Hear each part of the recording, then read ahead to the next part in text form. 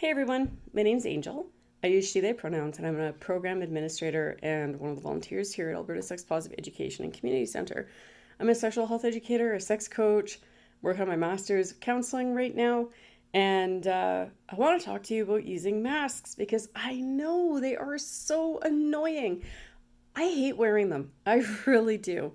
However, this is the situation we're in right now where we can't provide a service at the center where we're putting our volunteers and our unpaid staff at risk for contracting COVID by allowing people to come in and out and breathe on them. Everybody needs to wear a mask as they're coming in and out, or at any time here in the center or in our parking lot where you cannot social distance. If you're closer than 8 feet to someone, wear a mask. And there are some exceptions. So let's talk about that right now. So when you're coming in, everyone will have to wear a mask for the less than 3 minutes it takes to check yes on the waiver, to show that you have the app on your phone, and to let the front desk know who you are so that they can confirm that you have a ticket, or check your ID if it's an adult event. Then you go sit down. I've timed this, and using a cane, it took me 2 minutes and 15 seconds to do the whole process. So likely less than 3 minutes, definitely not more than 5. You're more than welcome to wait in your car until there's no lineup outside, because we're only allowing one person to enter at a time, or one group of people. And I'm going to talk about that. So when we're talking about groups, I using the word pod. Dr. Hinshaw used the word cohort, which I found funny because military. But basically, anybody that you're already sharing your saliva with can sit with you at your table without wearing a mask.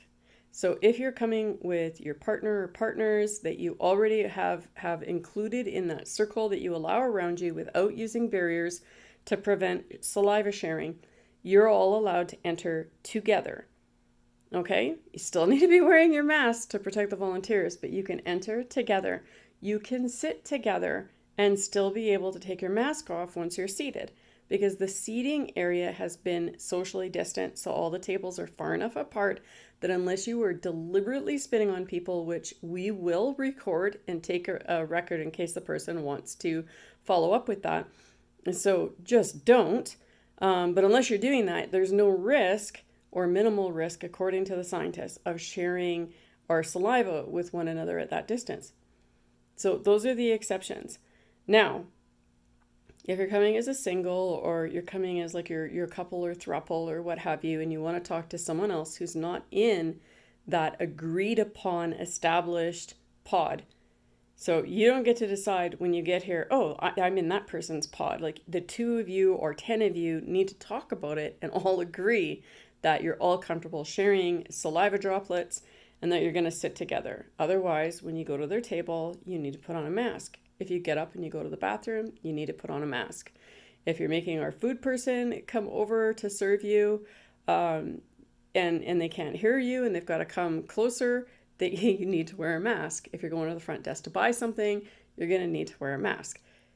That's just how it is. We're doing everything we can to keep everyone safe and to also be allowed to offer the services. So that's how that is. Now, let's talk about mask types. 1, disposable masks. We have them. They're available by donation. They're actually quite costly. So please don't take handfuls and then run home with them. Like, we have them in case you really hate the cloth masks. We have some here. That's how it is. I don't have one open because I don't want to waste one and I won't wear them. So I just don't like them on my ears at all. 2, you can get the fabric masks that are actually shaped in like a shield shape. I don't have any because I do not have the skills to custom fit those to people, and I found that the standard pattern doesn't fit my face, so I've never managed to keep one.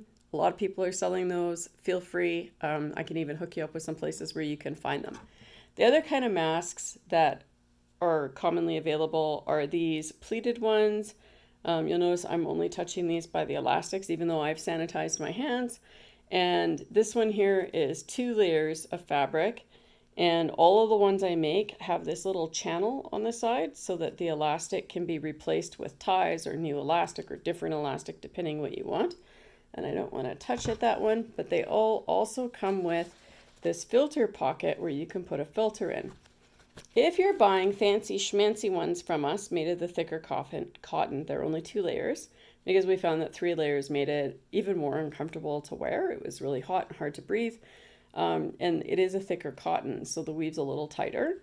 You can still put a filter in there if you would like, and 2 layers in a filter is actually what's recommended, having something different in there as a filter. This one here, the elastics are different. You can see that they go from top to top and bottom to bottom instead of from top bottom to top bottom like this one. These ones go behind your ears, whereas these ones are designed to go completely behind your head. I am not following protocol putting these on because these are my masks, so I'm just going to show you and then I'll walk you through the protocol of how to put them on. So you can see this one has a bend here. That's because there's a metal piece that you form to fit the bridge of your nose. I just take both the elastics and I'm going to put the mask over my face and I put them both high on my neck for a second. I grab the nose piece and I set it, and then this bottom elastic goes lower on around your neck. This top one stays higher. And what that does is totally takes the stress off of the ears. And this, I make it a little longer because my head's like not the biggest head out there, and not the smallest. So you can undo this knot and adjust it to suit your head. That's how you can't have this particular mask. This one's mine. You probably note I have penises because that's the kind of mood I was in when I made this one. I really like this style that goes behind the head, and I'm really enjoying the elastics rather than the ties because the ties are a bit of a pain. And you'll notice even though these are my masks and I haven't been anywhere, I'm still not touching the front part of the mask, and we'll talk about that in a second. The other way we can do the masks is we can use actual ties with them, and this works the same way. You put the mask over your head, you fold it over your face, and you tie this one up around the neck, and it fits nice and snug here. It's under the chin. It's not up on the chin. It's actually under the chin, over the nose, and the metal here at the nose is bent to fit the bridge of my face. And if you're a glass wearer, you're going to find that you want that just a little bit lower, or else it rubs against your glasses, which is really annoying. Unless your glasses are shaped differently. Mine are pretty big, so I need them to sit just on the material, not on the bridge. So that's that style. I'm going to undo that. And then these ones here, if they go over the ears, which we will just pretend that they do, you can also get one of these kick-ass headbands. And you can see I've got some buttons on these headbands. I make them. So if you have your favorite color material and you want to do it, you can. But that means with the ones that hook right here, you can fold that over the there we go, over this, and then that elastic would come here. And I'm referring to these ones. And sorry, because my elastics aren't that shape, it's falling off of my face. So I have lots of elastic ones at home. And I have probably a dozen of these headbands myself because I do not like the feeling of the elastics on my ears. It hurts. I don't like it. So that's how that works. So now let's talk about the process for putting on and taking off a mask. Step 1, wash your hands. I'm in the classroom, so I'm going to use hand sanitizer. If you're washing your hands or hand sanitizing, the process is the same. So you want enough that you can rub it really well. And we actually want to rub. So right now I'm using the tips of my fingers and I'm scrubbing the palm of my hand up the fingers, between the fingers. I'm going to do the same on this side. I'm actually scrubbing. And then we're going to do the same on this side. So we get some on there, and we're going to use our fingers to actually scrub, and then do the wrists too, and then do this side. And even though I know people think that you can just grab hand sanitizer and just do like a really quick, like fake hand washing, you can't. The virus isn't that easily destroyed. So we want to do that before we touch our mask. Then when we do pick up our mask, we do not want to grab it anywhere in the middle. We want to always be grabbing it by the strings, the very edges that hold the strings, rather than messing with the part that we breathe into. And we don't want to put our mask on the other way. The one side should always be your inside and the other side your outside. And like I said, put them over our head, up over our nose. I'm going to pinch that closed, pull the bottom down, and voila. And you can see this is all flush. It's not gaping, so air is not coming out there. This is all flush. It's not gaping, so air doesn't come out there. Same with here. And then this one here isn't up on the chin. It's actually folded under the chin, so that any air coming in and out, it's not just going to come out the bottom. You can adjust these elastics to be tighter or looser as you need for your face. Now, when you're talking and stuff, you're going to notice your mask moves a little bit, especially if you do a lot of, facial stuff. You're going to feel it move. And I see people touching their masks all the time. Do not touch your breathe hole area. You can pinch the part above the bridge of your nose, not below the nostrils. You can also tug the very bottom to put it back in place. You can grab these sides to adjust the elastics, but you do not want to touch anywhere else on your mask. Also, the mask does not work unless it is covering your mouth and your nose and collecting the moisture that you breathe and talk through your membraney areas. So that's a thing. If your mask is down here, you are doing nothing. If your mask is down here, you are doing less than nothing. It has to cover your mouth and nose and seal around your face so that air is not coming out all over the place. Just how it is. When you go to take your mask off, we want to sanitize our hands again and do the exact same thing. We're going to make sure we're doing a good job.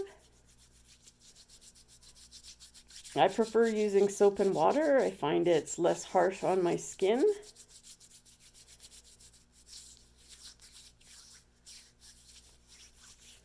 And then you want to remove your mask away from your face. You don't want to be grabbing that front bit and doing anything with that, because then you've just grabbed all that moisture and you're going to share it. Then this is soiled because you've breathed on it. It now goes in the laundry. It doesn't go anywhere else. If you're wearing cloth masks and you're going to be taking them on and off, what we've been advising is that when you take it off, you want to have something to put it in or on, because otherwise you're taking your saliva and you're plopping it on our table, or you're taking the area you've been catching the saliva with and you're plopping it on our table, and then we're sanitizing things, but like, come on, folks, like have a little bag that you can put it in. We have baggies. You can make a donation. We'll give you a baggie, so that you can just put it on the baggie even and then throw the baggie out after. Like, we're just trying to, minimize the impact. These sexy ones are available at Aspecc for $20. You can get longer elastics if you want them. I have them here. The less sexy ones and the Pride ones too are $20 because they're Prima cotton.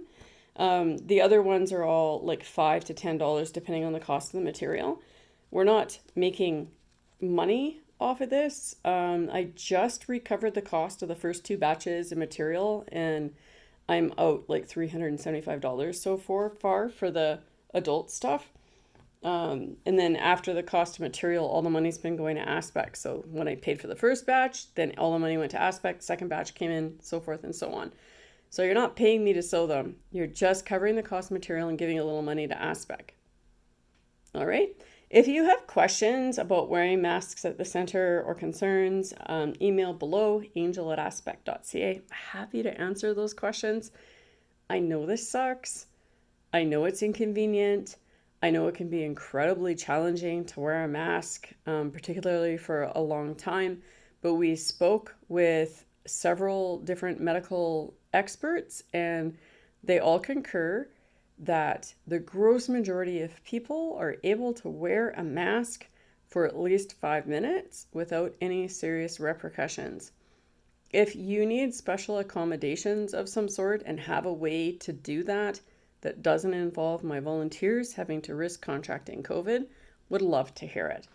One of the suggestions I have heard is wear a face shield. Absolutely. You can use a face shield instead of a mask, but then you have to be facing the people that you are, interacting with. You can't be standing back to back with anybody or stuff like that, because your air is going to come off of that shield and backwards, and someone behind you breathing is going to be breathing into your mask or into your shield if you're too close. Our food servers and a couple of people with PTSD will be using the face shields so that they can take their masks off, in specific situations.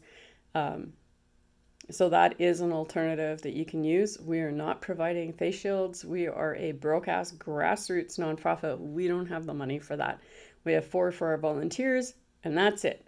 So if you need to have that kind of an accommodation, you're going to need to call us so we can walk you through what you'll have to do to be able to use that.